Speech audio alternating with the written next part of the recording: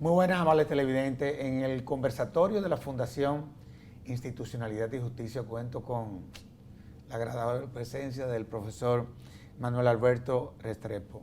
Manuel, en nombre de la Fundación Institucionalidad y Justicia, bueno, y de este segundo foro de Derecho Administrativo, que lo que procura es elevar el acervo jurídico, nada, a la clase jurídica dominicana, en donde tú eres uno de sus más connotados expositores. Así que te doy la bienvenida. Bueno, muchas gracias a la Fundación por la invitación y por esta oportunidad de poder conversar sobre este tópico tan importante para el desarrollo institucional de nuestros países en América Latina, como es la regulación económica. Así es. ¿Cuál es la nueva tendencia de la regulación económica, no solamente en Colombia, del cual tú eres uno de sus más connotados exponentes, sino tú tienes una visión comparada también del tema en los países del área? Bueno, hay una reflexión muy importante para dar realmente cuenta de lo que significa volcarse hacia un modelo de Estado regulador, con lo que ello implica a nivel institucional y de transformación de la manera como se produce la normatividad jurídica, de la manera como los operadores la entienden y la aplican, y de la manera en que los jueces la interpretan para poder evaluar su adecuación al principio de legalidad. En ese sentido, hay un reto enorme de nuestra tradición jurídica, heredada en muchos casos, pues, por una parte de las instituciones españolas y por otra parte del modelo del derecho administrativo francés, muy afirmado en la preponderancia y el papel del Ejecutivo, pero entendiendo el Ejecutivo no solamente en el ejercicio técnico de la función administrativa, sino como poder político dentro del Estado, y cómo a ese Ejecutivo le puede salir una especie de competencia en la producción normativa de autoridades públicas, pero que no obedecen ni tienen por qué hacerlo a la influencia y disposición jerárquica del gobierno de turno. Entonces, ese reconocimiento de que dentro del Estado puede haber autoridades que en estricto sentido no se anclan en ninguna de las tres ramas del poder público, claro, porque se reconocen como autoridades independientes, cuya independencia es esencial para un funcionamiento estable y predecible del propio ordenamiento jurídico que regula los distintos sectores, entraña un enorme reto, tanto desde su comprensión por parte de la sociedad como por parte de los propios gobiernos, que se atrevan a crear esa institucionalidad y a que sus características fundantes sean respetadas por los mismos gobiernos. Sin embargo, cuando uno, por ejemplo, observa cómo se comportan los poderes que conforman el Estado, estoy hablando en sentido general para no particularizar, en América Latina uno evidentemente ve que esa independencia que se refleja en los textos, en nuestras constituciones, en la práctica no se da. Entonces no deja de ser un reto todo esto, ¿o no es así? No, claro que lo es, porque en la práctica eso termina generando pues una dinámica que ha sido casi que muy connatural a toda la historia republicana de América Latina en estos 200 años, que es que si un estudioso de las instituciones y los ordenamientos se limita exclusivamente a la lectura de las normas, diría, pues tienen unos diseños institucionales maravillosos y acordes. Pero buena parte de nuestro gran problema en todo el continente es de aplicación, que realmente lo que dice el texto, lo que dice la Constitución, lo que dice la ley, en la práctica efectivamente se cumpla. Y entonces esto es una realidad que trasciende fronteras y parece como una impronta que genéticamente nos carcome de cómo no enfrentamos nosotros realmente problemas de validez normativa, sino problemas de eficacia y aplicación, y ese es un derrotero común de todo el continente. Caso particular de nuestro país, cuando en este proceso de adoptar un modelo regulatorio de Estado se da posibilidad de ingresar a la OCDE, y cómo entonces originalmente pues hay una intención manifiesta de cumplir con estos parámetros, Claro. pero vamos a ver luego cuando nos empiecen a hacer las evaluaciones de que esas prácticas se han incorporado al ejercicio de la función pública realmente se hayan cumplido. Claro. Ahora, cuando uno habla de regulación, evidentemente que ahí el derecho administrativo te aparece, yo diría que en los 360 grados. Es una rama. Sin embargo, cuando tú hablas de derecho administrativo, evidentemente que esta es una rama del derecho que ha servido para someter al orden a la administración. Que no es fácil. O sea, generalmente la administración, el Estado como tal, no quiere que lo controlen. Esa es una realidad, es una tendencia, yo te diría que se refleja en muchos de nuestros países. Pero sin embargo, acuérdate que nosotros teníamos el concepto de Estado, era el interventor. ¿Cómo hemos venido evolucionando ese Estado interventor, autoritario, en fin, ya a este Estado regulador?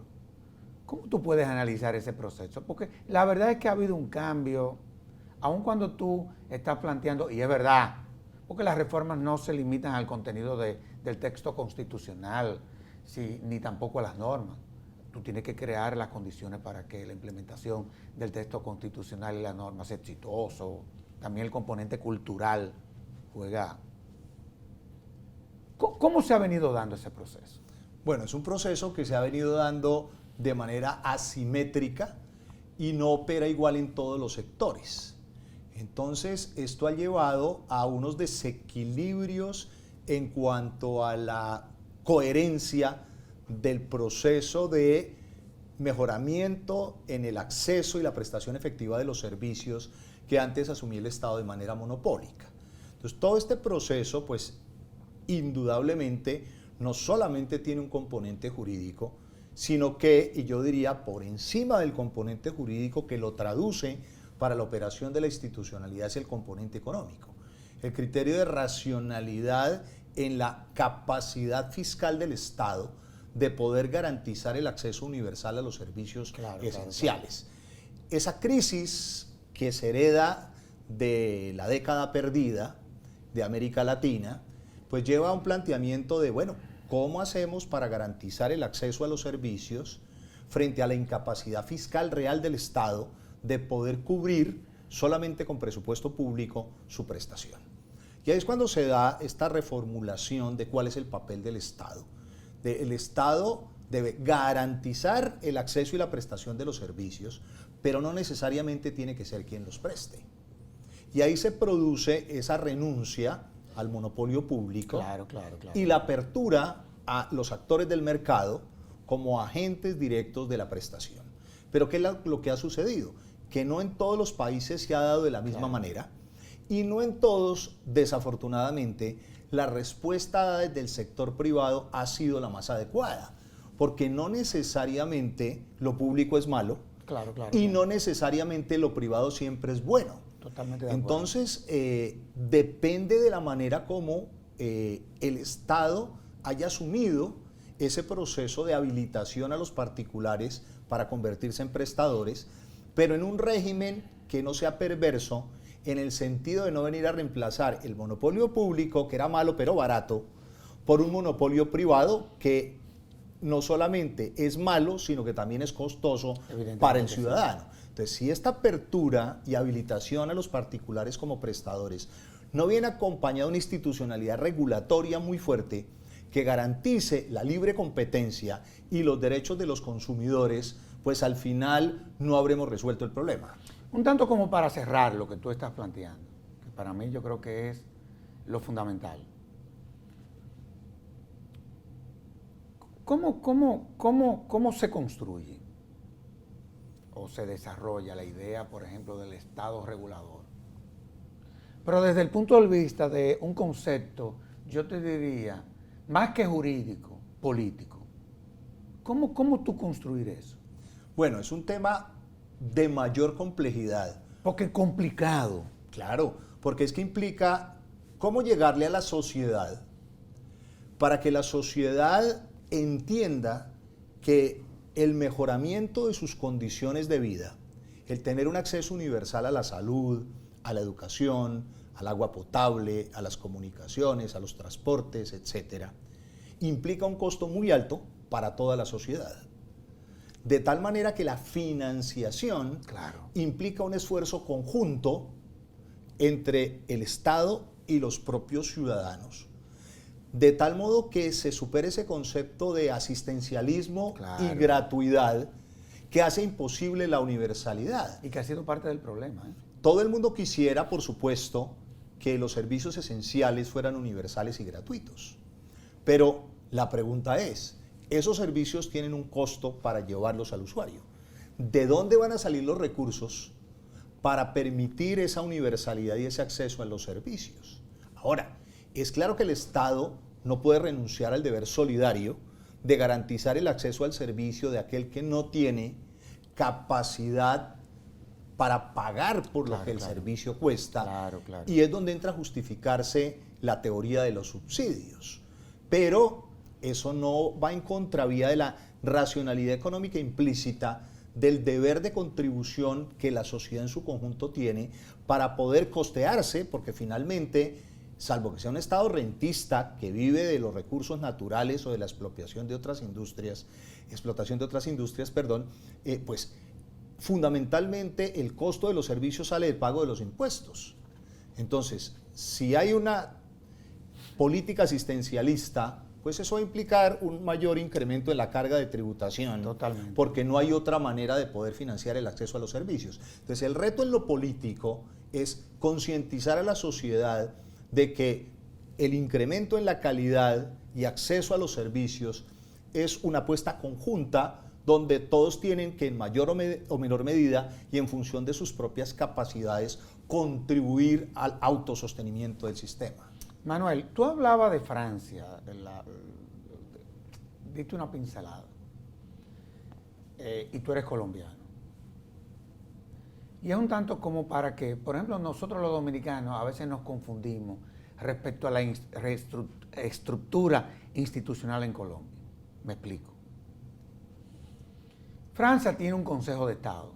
O sea, cuando tú ves la lógica del Estado francés, tiene el Poder Ejecutivo, el Poder Legislativo y un Consejo de Estado, en donde da la impresión que la justicia es como un órgano administrativo y no un poder. Eso es lo que percibimos, los que no somos franceses. Sin embargo, cuando uno va a Colombia, uno se encuentra con que le aparece el bendito Consejo de Estado. Evidentemente que en Francia no, pero en Colombia ese Consejo de Estado como que evolucionó en el tiempo. Desde el punto de vista de la estructura institucional de ustedes, ¿cómo es que opera el bendito Consejo de Estado colombiano? Bueno, realmente el Consejo de Estado, salvo... Pero te han hecho la pregunta, ¿verdad?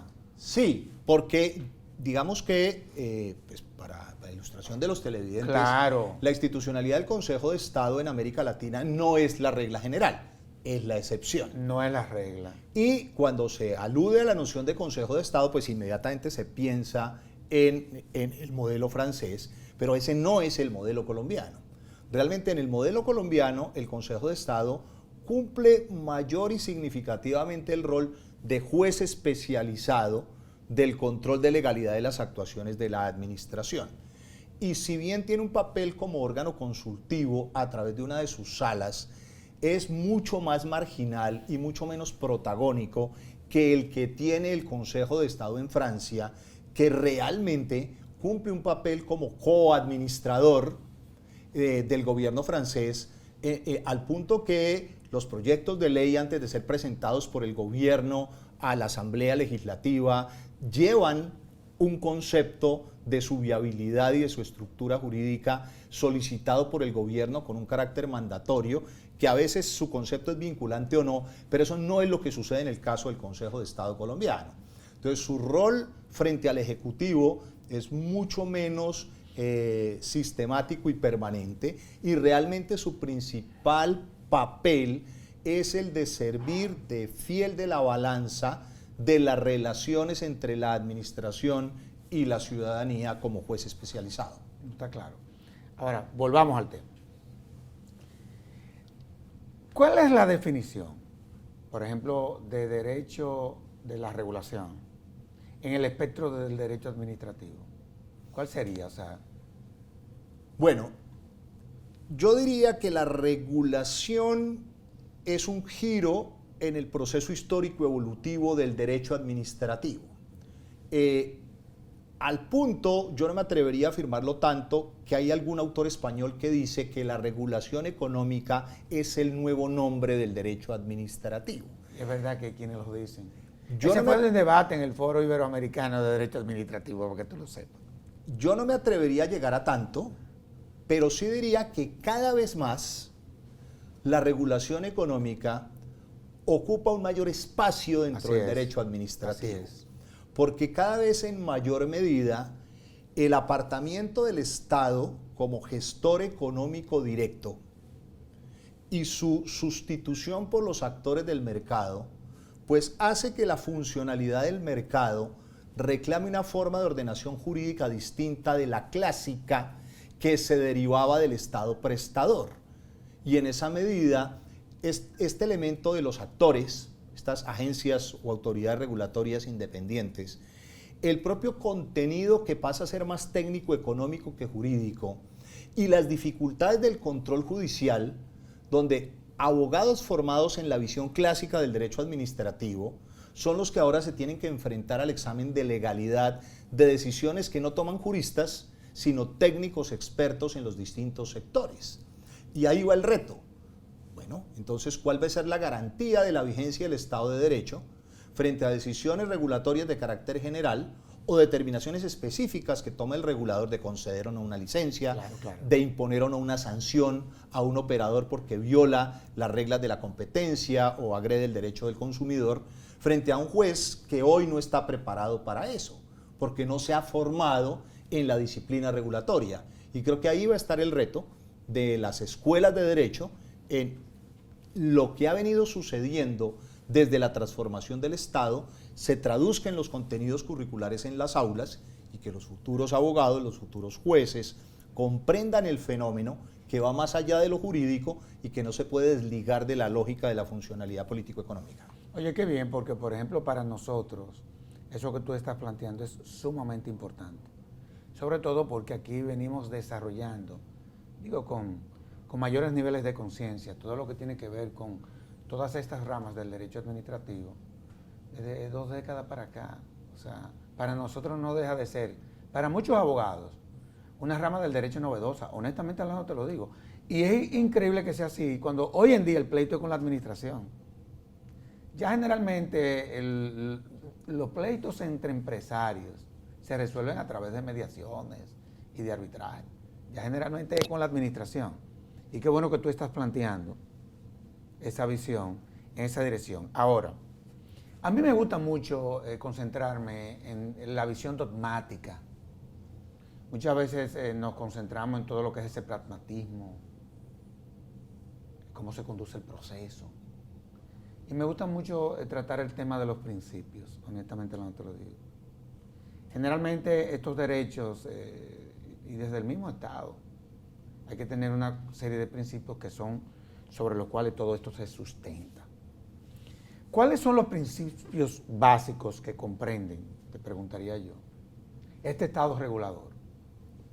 Bueno, ahí el Estado regulador está íntimamente relacionado en su Yo te estoy funcionalidad. haciendo preguntas que yo no sé si tú te estás dando cuenta, que son preguntas que de una u otra forma han sido objeto de muchísimos debates. Claro, pero es de lo que se trata. y además porque tiene una sustancia práctica por las Totalmente. implicaciones que luego generan en la operación. Totalmente. Entonces, en este caso, pues estamos hablando de un Estado que, por una parte, necesita involucrar a los destinatarios de las normas que produce como regulador.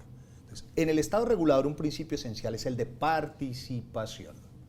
No más unilateralismo en la producción de la norma como sucede con la teoría clásica del reglamento de la ley, Claro. donde el gobierno es el que evalúa qué necesita para operacionalizar la aplicación de la ley y expide un reglamento sin consultar ni convocar a nadie y simplemente el destinatario aplica u opera conforme al reglamento. Aquí la norma regulatoria necesita, antes de ser expedida, una amplia discusión y debate previo por los efectos que genera, y de ahí la necesidad de medir el impacto normativo de la regulación ex ante y no ex post, de tal manera que se convoque tanto al prestador como al usuario para que pueda opinar y, tras un ejercicio deliberativo, pues poner de presente sus argumentos y que el regulador al final decida. Principio de participación.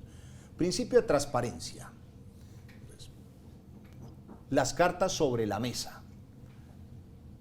El operador debe dar cuenta de lo que hace y el regulador también debe dar cuenta de cómo verifica y vigila el cumplimiento por parte del prestador de los distintos servicios. Hacer públicas las tarifas, los criterios con base en los cuales se determinan las tarifas, los eventos que dan lugar a la imposición de sanciones, a quién se sanciona, en cuánto se sanciona, el nivel de recurrencia de la sanción. De manera que hay un conocimiento por parte de la sociedad que contribuya al control y que incidan sobre la calidad en la prestación de los servicios. Entonces ahí habría un segundo principio, el principio de transparencia, asociado a la rendición de cuentas. Claro, claro. El Estado debe informar a la sociedad los grados de avance que se hayan tenido en términos de incremento en la calidad, cobertura de los servicios, en qué esté haciendo para solucionar los problemas efectivos de acceso, de qué manera está controlando y evitando generación de monopolios, abuso de posiciones dominantes, cartelización de la oferta de servicios, de tal modo que ahí se generan unas nuevas formas de relación entre los actores del sistema que se derivan de un cambio fundamental. Clásicamente la relación entre el Estado y la sociedad era bilateral. Estado que presta y regula, sociedad que recibe el servicio. Hoy la relación es triangular. El Estado es el eje, el fiel de la balanza de la relación entre la sociedad civil y los prestadores de los servicios. Claro. Entonces, eso hace que, además de los principios clásicos de la función administrativa que no desaparecen, se adicionen otros que devienen de una lógica diferente de ese triángulo Estado, prestador, sociedad. Ahora, y ahí era donde, honestamente hablando, yo te quería conducir. Cuando tú ves, por ejemplo, cuál es la lógica de, por lo menos la mayoría de las constituciones de América Latina, nosotros, nuestras constituciones se fundamentaban sobre la base del espíritu de la representación. Pero ya con toda esta visión del Estado social y democrático de derecho, aparece otro que es el que tiene que ver con el de la participación de la ciudadanía en los procesos de construcción, inclusive hasta de la propia democracia. Tú hablabas de políticas públicas, porque muchas veces nos limitamos a implementar leyes y a no darle importancia a las políticas, que son las que de una u otra forma van a complementar y van a terminar siendo exitosa la propia ley. ¿Cómo interactúa ese diseño de políticas públicas en el fortalecimiento de ese Estado regulador? O sea, ¿cómo eso operaría? ¿Cómo sería eso en la práctica? Claro, en la práctica eso supone que el Estado primero debe priorizar cuáles son los sectores de atención que van a ocupar la destinación de los recursos para mejoramiento de calidad de vida de sus habitantes. Uno de los grandes problemas que se tiene en el ámbito latinoamericano es que la carencia histórica de satisfacción de necesidades de la población en muchos ámbitos lleva a que los gobiernos busquen abarcar en su periodo de 4, 6, 5 años la solución a todos los problemas que se han acumulado durante 200 años, tratando de no quedar mal con nadie y de darle un poquito de gusto a todo el mundo. Y resulta que el arte de gobernar es el arte de priorizar y de elegir. Entonces, un primer ejercicio es definir prioridades. Claro. ¿Qué problema vamos a resolver primero? porque los recursos disponibles no nos alcanzan para resolverlos todos. Entonces, normalmente lo que se suele hacer es paliativos de corto plazo en salud, educación, vivienda, vías, etcétera, pero sin resolver estructuralmente ninguno. Entonces, un ejercicio de formulación de política pública supone priorización. Y a partir de la priorización, estructuración de proyectos concretos con indicadores medibles que permitan establecer grados de avance con fuentes de financiación definidas para entrar en diálogo con el sector privado que puede apalancar a través de fórmulas como las APPs u otros mecanismos el desarrollo de las infraestructuras que se necesitan para luego poder operar y mantener los servicios. Y eso luego debe traducirse en una correspondencia con esos ejercicios de priorización en las asignaciones anuales que los congresos, los parlamentos hacen en sus presupuestos. Porque no se saca nada en esa visión de concreción, de formular un diseño de política pública en un documento muy bien editado, si luego no tiene la asignación de recursos en la discusión política parlamentaria cuando anualmente se asignan los presupuestos. Claro.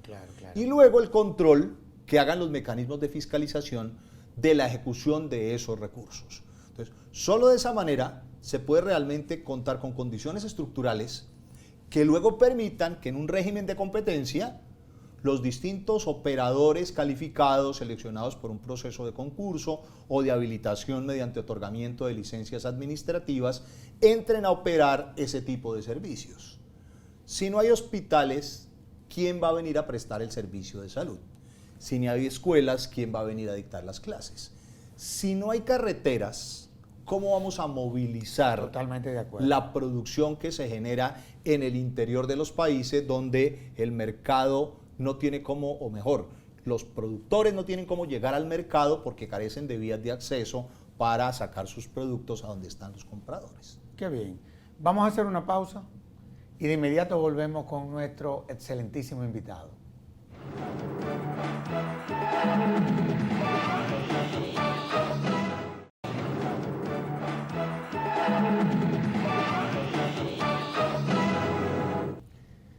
Manuel, desde el punto de vista, por ejemplo, tú sabes que, aparte de que tú y yo creemos mucho en eso, pero están en boga, los derechos fundamentales están en boga. Esa es la realidad, porque en todo lo que han sido las reformas constitucionales, no solamente hemos fortalecido la parte dogmática de la Constitución, sino también la parte pragmática, es decir, hemos venido ya creando las instituciones que van a garantizar esos benditos derechos. ¿Cómo se maneja todo esto, de este tema de la regulación económica? Porque no es fácil, ¿eh? No es fácil. ¿Cómo ustedes lo han venido manejando en Colombia? Bueno, esto ha tenido una enorme Ese es un tema, discusión, porque mientras que los llamados derechos de primera generación no le cuestan al Estado nada. Absolutamente. Permitir que la gente piense lo que quiera, crea en lo que quiera, diga lo que quiera, que es esencial, pero simplemente pues es que el Estado no incurra en abusos o arbitrariedades de poder que limiten la libertad de expresión, la libertad de prensa, etc. Eso es lo más fácil, ¿eh? Los derechos de segunda generación o prestacionales cuestan y cuestan mucho. La salud, la educación, la vivienda, el transporte, las comunicaciones, etc. Cuando a estos derechos se les van otorgando la categoría de fundamentales, instrumentalmente le permiten a sus titulares recurrir para su protección y defensa a mecanismos preferentes como el amparo o la tutela. Pero el gran problema es que el juez asume el análisis individual del caso que le llega, pero no tiene y además no está obligado a medir el impacto económico sistémico que tiene la protección de un determinado derecho. Claro. Entonces, lo que se ha cuestionado en Colombia es que ciertas decisiones que ha tomado la Corte Constitucional, al proteger y garantizar un determinado derecho en particular, no tienen en cuenta la implicación que puede conllevar para la sostenibilidad financiera del sistema. Esto llevó a que se introdujera en la Constitución un mecanismo que ha suscitado mucha discusión, sobre todo en el constitucional, que es el denominado criterio de sostenibilidad fiscal, que le permite al gobierno o a la Procuraduría, que en el caso de Colombia la Procuraduría es el Ministerio Público, no la Fiscalía, que es la que persigue los delitos, a promover un incidente de impacto fiscal. Entonces, cuando hay una decisión que toma un órgano de cierre de la jurisdicción, Corte Suprema, Consejo de Estado, Corte Constitucional, que en criterio del gobierno o del Ministerio Público puede generar un impacto significativo sobre las finanzas públicas, le pueden solicitar al órgano de cierre modular el impacto financiero que genera el cumplimiento de la sentencia. Porque aquí había un tema delicado y es no entrometerse afectando la independencia del Poder Judicial. Definitivamente. Pero, ¿cómo llevar a la práctica el cumplimiento de la sentencia? Nadie está obligado a lo imposible. Exactamente. Sobre todo el Estado. Sin que la disponibilidad de recursos pues haga que deban dejarse de atender muchas otras prioridades y programas para cumplir una sentencia en particular. Por ejemplo, el tema de los desplazados de ustedes. Entonces, ese es un tema, ¿eh? Hay en Colombia en particular unas sentencias que son peculiares porque declaran estados de cosas inconstitucionales, lo cual quiere decir que a partir de algunos casos que conoce el juez constitucional, de problemas del desplazamiento, problemas de la población carcelaria, le lleva a la Corte a concluir que hay un estado generalizado de vulneración de derechos de esa población y por lo tanto, más que resolver los casos individuales, que también lo hace, le ordena al gobierno generar políticas públicas, apropiaciones presupuestales, programas de seguimiento para superar el estado de cosas inconstitucional. Eso abarca entonces replanteamientos en temas presupuestales para poder dar cumplimiento a las sentencias de la Corte Constitucional. Y la ley de transparencia fiscal de la que tú hablabas realmente ha tenido un impacto, es decir, ha servido como un mecanismo de control, digámoslo así, para que la Corte Constitucional, oye, porque hablar de la Corte Constitucional colombiana no es hablar de cualquier cosa.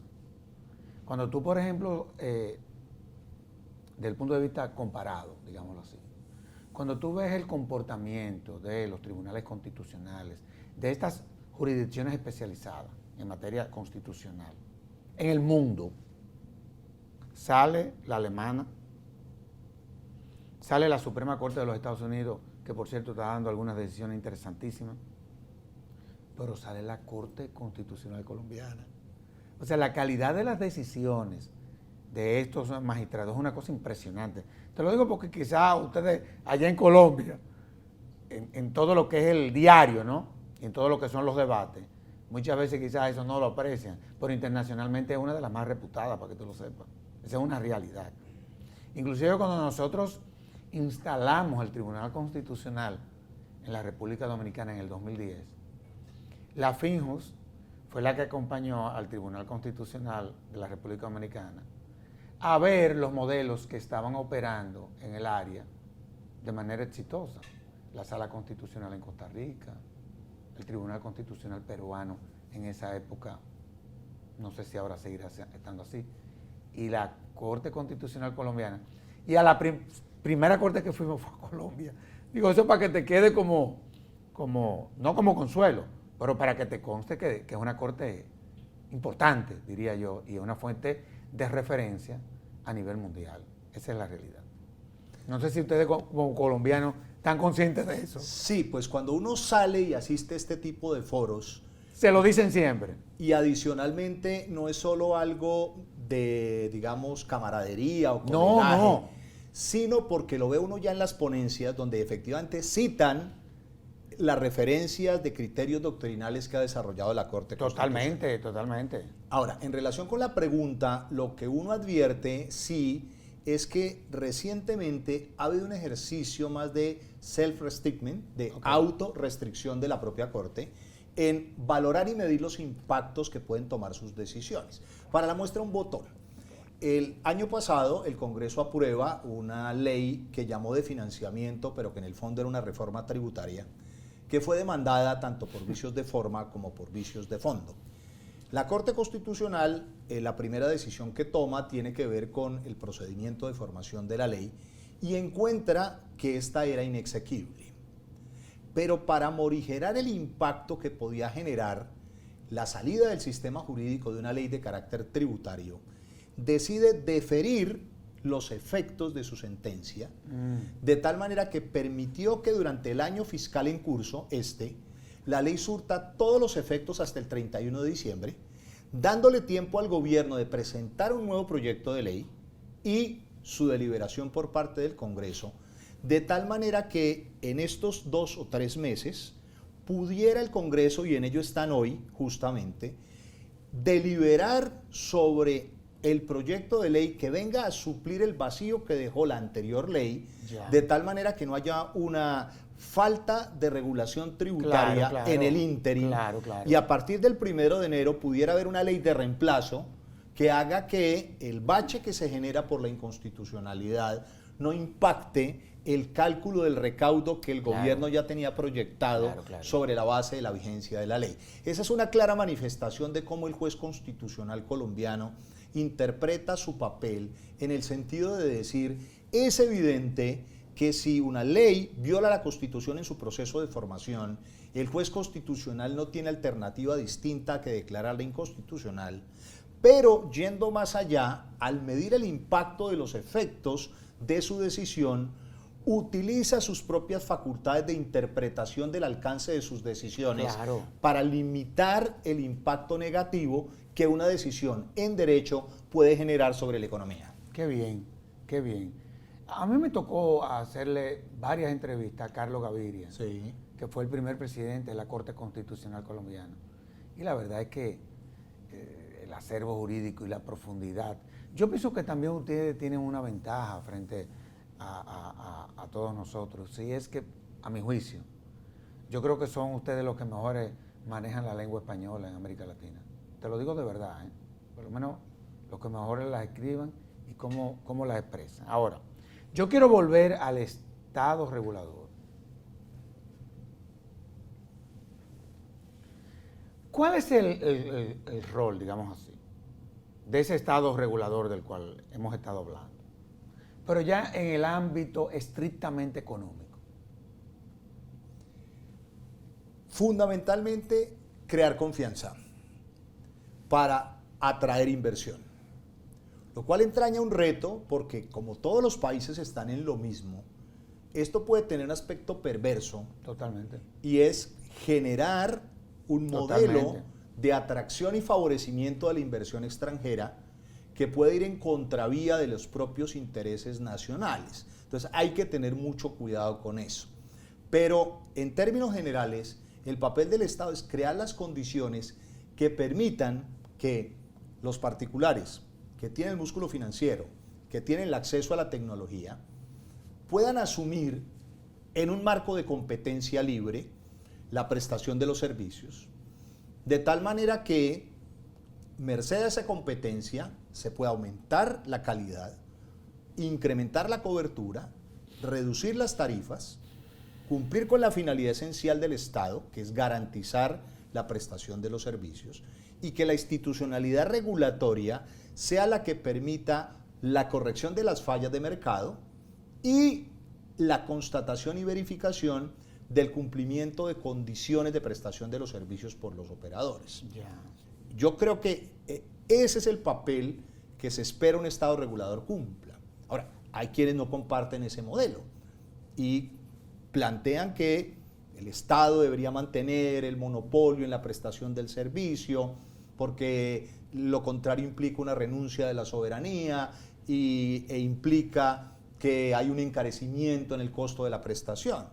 Lo que habría que entrar a evaluar es qué modelo en la práctica, más allá de consideraciones ideológicas, logra efectivamente incrementar la cobertura, mejorar la calidad y reducir las tarifas. Y hay herramientas para eso, por ejemplo, la alianza público y privado de una u otra forma le han dado respuesta a algunos temas que teniendo el Estado la imposibilidad de poderlo desarrollar, entonces el sector privado intervenir en todo lo que son esos procesos. Ahora,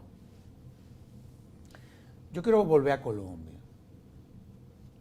Sobre todo, si tú fueras a evaluar, o yo te preguntaría, ¿cuál sería el balance en Colombia de la implementación del modelo de ese Estado regulador? ¿Cómo tú lo evaluarías?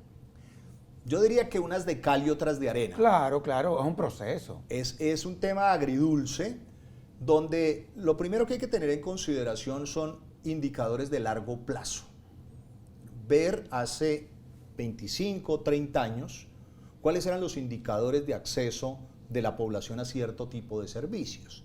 Entonces, lo que uno ve es que en servicios públicos domiciliarios ha aumentado significativamente la cobertura y la calidad en agua potable, saneamiento, electrificación, etc. Por contraste, hay un problema estructural serio en el sector salud, porque se adoptó un modelo de intermediación financiera de la salud que hace que, a pesar de que los recursos han aumentado significativamente, eso no se ha visto traducido en un acceso realmente universalizado y pronto al servicio. Entonces, cada modelo puede tener sus más y sus menos, y en la aplicación es donde se ve dónde es que hay que hacer los ajustes. Entonces, uno pensaría que el modelo de servicios públicos domiciliarios es tal vez el que representa de mejor manera las bondades de lo que pretende el modelo regulatorio. La salud, por contraste, evidencia los retos y los ajustes que hay que realizar para que en un modelo desmonopolizado de prestación del servicio, efectivamente los recursos que están ahí le lleguen a los usuarios y se traduzca en la atención que el ciudadano espera. Manuel, es increíble, pero tenemos una hora hablando tú y yo, y parecería que nos está haciendo falta una hora más para poder tener ya y completar la visión holística respecto a todo lo que tiene que ver con un tema que, sin lugar a dudas, todavía le queda mucho. Son muchos los retos que tenemos pendientes, honestamente hablando, y sobre todo el que tiene que ver con el cambio de cultura. Yo muchas veces he llegado a la conclusión de que las reformas no se limitan al contenido de normas, sin lugar a dudas. Esa es una dimensión de la reforma. Yo creo que es un proceso todo esto, pero lo importante es que hemos pasado de ese estado interventor a un estado regulador. Bueno, algún día tú y yo veremos los frutos. En nombre de la Fundación, te agradezco primero que haya correspondido a la invitación al segundo foro. De verdad que gracias por tu contribución. Estas cosas son las que nos animan a seguir trabajando en temas tan especializados como el que tiene que ver con el tema regulatorio. Así que muchísimas gracias. No, a ustedes por la invitación, y esperemos que los televidentes hayan pasado un rato agradable y se sigan interesando por ver y escuchar a quienes tienen algo que decir en relación con temas que son de interés general. Bueno, yo te puedo decir que este programa, sin lugar a dudas, es una herramienta, no solamente de comunicación, sino es una herramienta educativa. Cualquier universidad quisiera tener esta grabación para pasársela a sus estudiantes, no te queda la menor duda. Y a ustedes, amables televidentes, les decimos hasta la próxima, en donde estaremos en un nuevo conversatorio de la Fundación Institucionalidad y Justicia. Hasta entonces.